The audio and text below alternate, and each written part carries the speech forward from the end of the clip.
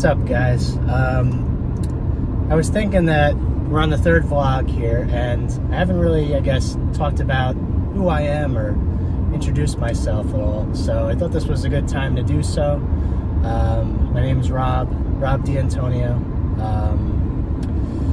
I've pretty much been involved in poker. I guess my poker history is dates back to the early 2000s. I pretty much got in around the moneymaker boom. I was in college, saw it on TV, and was pretty much hooked from then. We used to play in college. Me and some of my friends used to play $5, $10 tournaments. This was before I turned 21, just for fun, some spending money. But from the first time I played it, I was pretty much loved the game, and I was pretty much hooked onto it. Then eventually started playing in casinos and online when I turned 21. Used to go to Turning Stone a lot, I went to school in Albany, and Turning Stone is like an hour and a half away. I would go, I would say once, a couple times a month. Yeah, I just loved the game. Played on Full Tilt, Poker Stars, all those sites. I used to grind on the sit and goes like crazy. The cheap sit and goes, $5, $10, $20, whatever I had. I was a poor college student at the time, but when I got more serious about it, I started playing more tournaments.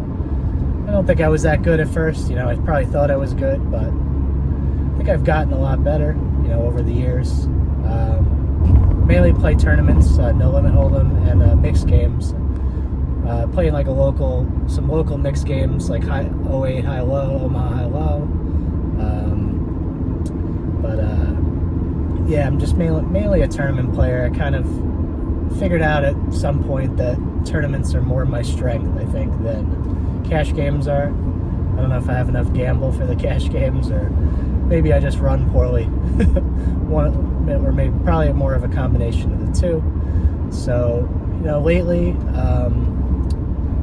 yeah, and I've gotten close to some big scores, but I've come up short, multiple times. A couple years ago, I played one day at the Win, and I was like one of the chip leaders heading into the final table, and then just kind of disaster struck, and I lost a couple big hands, like Queens against Ace King, I lose, then Ace King against Tens, I lose. My first place was like 43K, and that would have been awesome, but I ended up finishing, I think, 6th or 7th. I think I got like 5,300, and that was my best score ever.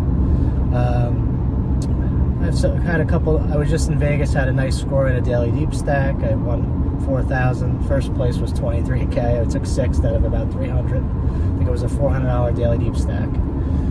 Again, I was chip leader at one point at the final table, lost a key flip, and ended up in 6th. I mean, it was a shove fest anyway. And, I've come close. I've never played in the main event.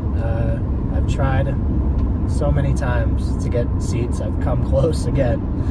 ESPN used to run something way back in the day. This was like maybe 2008 to 10. I remember I came in second in a tournament where first would have gotten a seat. Second or third. Got real close. Poker Stars used to do steps online. They would do, say the first step was $5. You win that, then you move on to a $20 step or $30 step. You get to the 5th or 6th step, and then you have a chance to win a main event seat. Came second again. So I've tried at Foxwoods. They have $1,200 satellites for the main, so it's kind of been a recurring theme that I've been close many times, but can't seem to get over that hump and run good in the big spots, And I think I used to be, I was a very conservative type player at one point, and I think I've really opened up my game and gotten more aggressive, implemented some GTO stuff. I'm not a perfect GTO player by any means. I do study poker, but not on the level I should be. I think I need to ramp that up.